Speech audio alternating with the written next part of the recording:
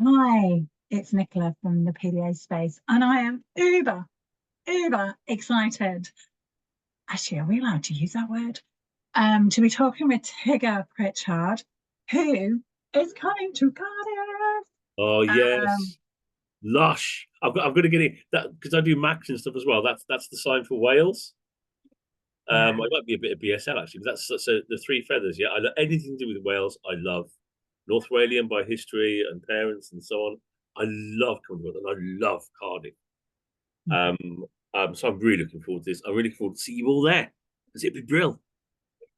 it is just going to be amazing. I mean, obviously, fortunately, you and I have met physically a couple of times before. But if people haven't yet come across you, let's talk a little bit about by coming on Saturday, the 13th of July. What are we going to talk? What are you going to be talking about? Well, me, yeah, I'm a late identifying neurospicy individual. So I've been on quite a journey.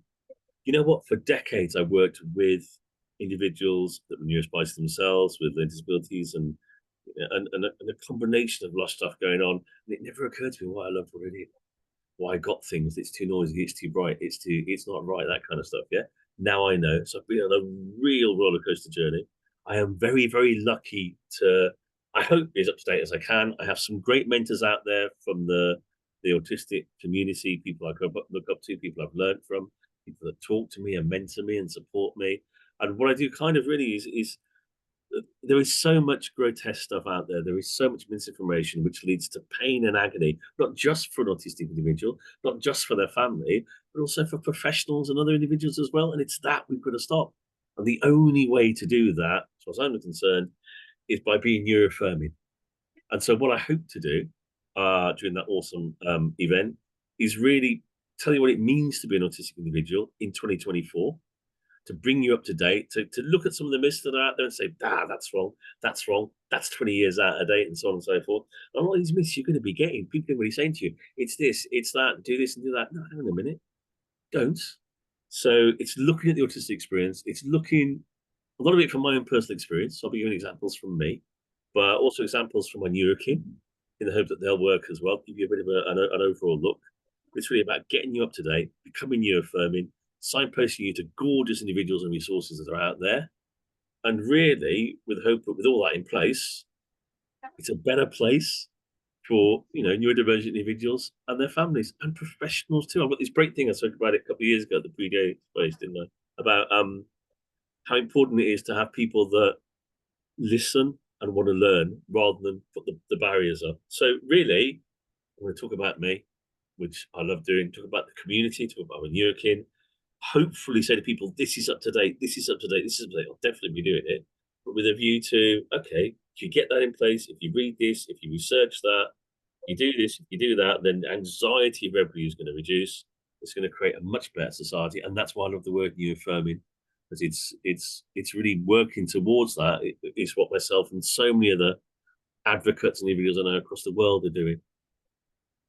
Which is all about meeting the need of the young person or the adult, isn't it? I mean, before we've recorded this, we've been talking, and I hope you don't mind me saying, you said, we were meeting to have a conversation to prep for the event.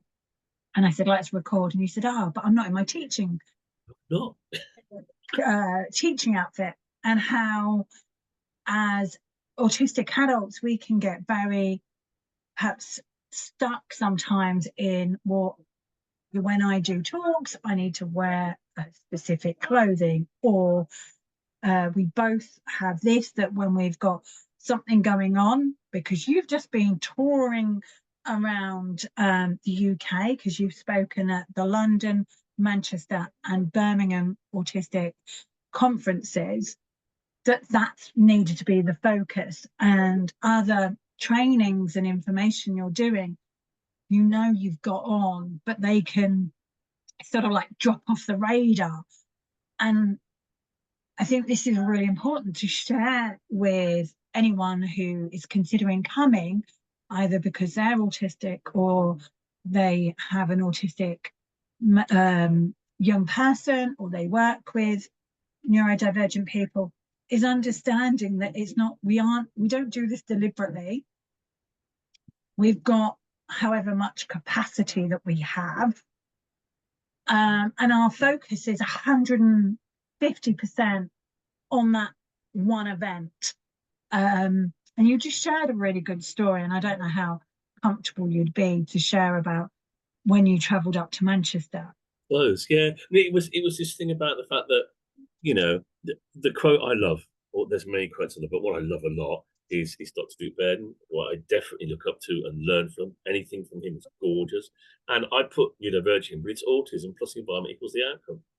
Now, the problem is the environment we live in isn't made for autistic individuals. It isn't made for neurodivergent individuals. Therefore, the minute I leave my safest of areas, my Auti den, you know, noise, things changing, the sensory overwhelm, communication, interaction, all of that means that because of the clutter and overwhelm and chaos that's out there in a world designed not for my neurotype or my neurokin, then I hold on to things desperately so, gorgeously so, that help reduce my anxiety. I'm stimming now with Blue Tap. Smelling it, you know, that's something I do both in here and out. And we were talking about the weather, because here you go, the weather's a good one, yeah, the weather. So I'm not in my teaching clothes, because my teaching clothes, to me, if you teach, I'm going to be wearing good shoes, trousers or like chinos and stuff, and a shirt or something. Those are my teaching clothes, yeah. In the winter, then a jacket goes on board, so I'll have things safe and comfortable. But the minute everything changes, which it you know, the weather does, then you panic. And I spoke about the fact that some people go, "Oh, you're only going away for 2 days. I'll have a full rucksack and a full bag."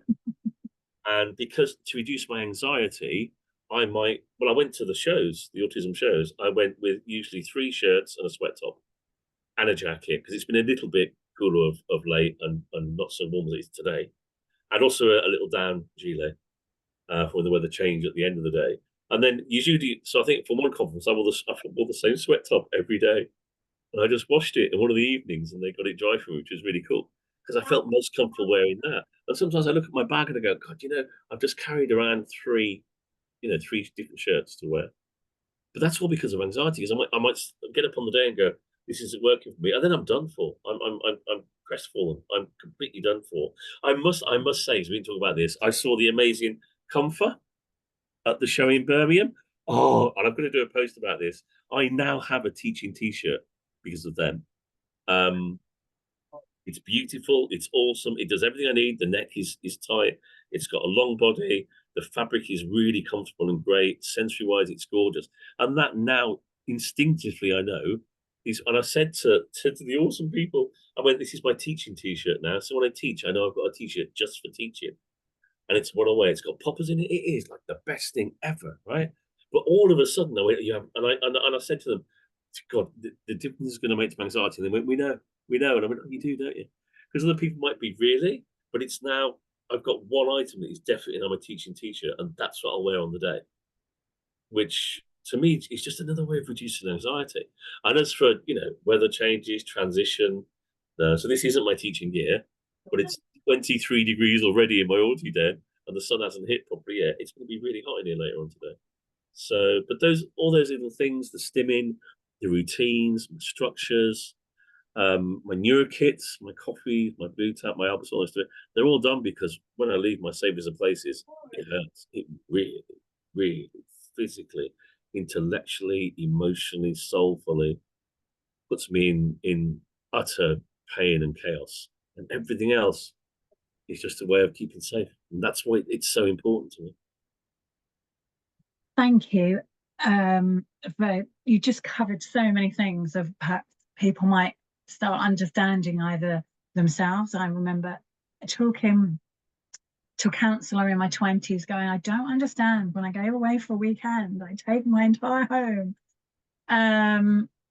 You've said, and how we get fixed with, I have certain outfits that I record in, like you today, it's very hot. And I was like, no, nice and colourful.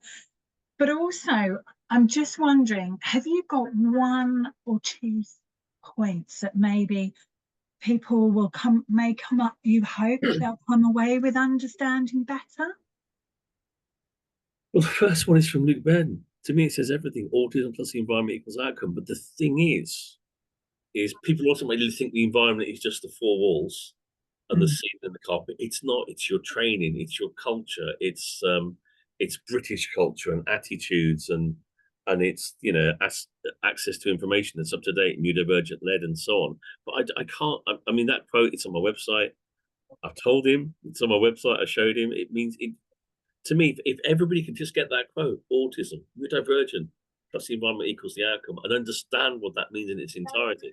That to me is one of the most important quotes out there because to me, people don't understand the environment, and that environment is outdated training, reinforcement of myths, neural conversion therapy, as well as the autistic person going through changes in routines and sensory overwhelm. The list goes on. That to me is one of the most important quotes out there. And I think at the moment, if you want to quote number two, is I don't know how to phrase this one. It's like something to do with the language of love or language of friendship or language of care. It's about the fact that, as you know, I have quite an understanding partner who's neurotypical, but I put up with a lot as well.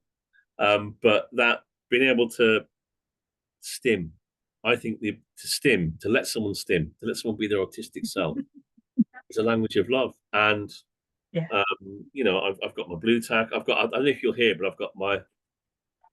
Did you hear that? It's a tap I do. Right, I'll do it. It's Zoom has put a lock on other noises at the moment. has it? Oh well, it's like da da da da da, and I tend to tap. So I tap things. I tap different services, and I love that tap. Oh, it is gorgeous, and it's a way of relaxing. It's a way of telling you I'm happy. But I suppose the quote there is something about, um, letting someone be their artistic self, letting someone stim. It's a language of love. It's a language of care. It's a language of friendship. Yeah. You know, when I go to places, I know people don't mind me having the blue tack out or having this and squeezing or smelling the soil or smelling the coffee or Yeah. that to me is actually I would have worked on a better quote for that, haven't I? But that's kind of what it encapsulates is that letting someone be their autistic self is an absolute language of love and care and acceptance and inclusion, and that's just beautiful. Because so many places won't. Yeah, won't go into schools or anything. Sit still, look at me. Put that stimming toy away. It's not. It's a tool, as far as I'm concerned. Something as Yeah. still that's gorgeous. So yeah, I suppose. Yeah, if those two work. And just lastly, before we come to an end, and I'm really grateful that we've been able to come and talk. As you know, I love nature and all of that, which is why I chose Insole Court. And I've shared some pictures with you of the gardens that are stunning. But really, just to let people know, it's not a huge event. We're only going to have 70 in the room, which actually means we've only got 65 tickets. So it's not one of those overwhelming events. It may still feel overwhelming because that's still 70 bodies in a space. But we've really considered everybody's sensory needs. So having it somewhere that has got a nice space to be in before and after.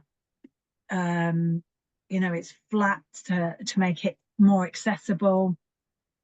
I'm just trying to think if there are any more pointers to put in. From my perspective, you've got images of where you go to. You know what facilities are there. You know what the environment is like. You know how people are going to be there. You know who's talking. And I may put something out again, which is about if you know your newer kids, if you know your stimming tools, bring them, use them. You can come in and out, and learning styles in that kind of environment. You don't have to sit on a chair. You can sit on the floor. You don't have to look at me. Do you know what I mean? If you need to decompress to a certain extent with headphones on or off and so on, all of that works for me because it's how we learn. I'm not going to be prescriptive about sit there, look at me, listen to me, because I think that's a bit too prescriptive. Beautifully, you can draw, take pictures, you can sit on the floor, you can sit with your back to us. Anything that works for you from your awesome neurotype is really important. And at the end of the day, it's a beautiful environment. Country always works for me. It's a beautiful environment out in the country area where to get that breath of fresh air, to recalibrate, you can do that and come back. And there will be a copy available of what I put in terms of slides on as well, etc. So that will add to your learning, I hope, and obviously start posting loads of resources. But at the end of the day, we'll do the very best we can to accommodate neurotypes, so that you have an ability to learn, understanding the fact that it's up and down. Sometimes you can do it for a little bit, you need a bit of a graph, all the rest of it. I'll be doing a lot before I talk to reduce my anxiety. I'll be doing a lot afterwards to reduce my anxiety. But that comes with knowledge of self. But really, we will try and make it as safe an environment as possible for our neurokin and awesome other individuals. No, I'm really looking forward and really excited to host you and to meet all of the wonderful people who are going to come. And yeah, thank you for coming and sharing with me today. I really love Cardiff. I really like it's Wales. The minute I go into Wales, honestly, because a place for me is a neurokit. The minute I go into Wales, I'm like, oh, I hear the language, I hear the accent, I see the signs, and I kind of like come home. North Wales, but anyway, in Wales is gorgeous. Really do like Cardiff a lot, I have to say. I'm really, really looking forward to it. Oh, fantastic. Thank you so much, Tigger.